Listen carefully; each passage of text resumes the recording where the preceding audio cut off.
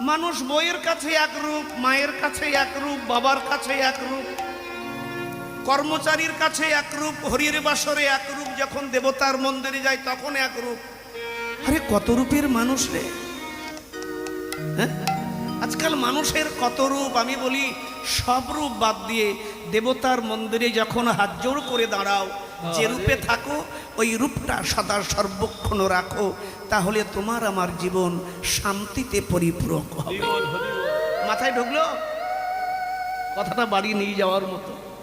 যখন দেবতার মন্দিরে যাবে, যে স্বভাব নিয়ে যাবে, সেই রূপটা যদি আমার সর্বক্ষণ থাকে, তোমার আমার জীবন সত্যম শিবম সুন্দরম হয়ে যাবে। সাদাসিধে সরলতা। দেখো, একেবারে আবার মাথা নিচু করো না, মাঝে মাঝে ফোর্স করো, না হলে একেবারে মাথা নিচু করলে মানুষ আবার উপর দিয়ে পালিয়ে যাবে। না না না না না না, মাঝে মাঝে ফোর্স করবে। আরে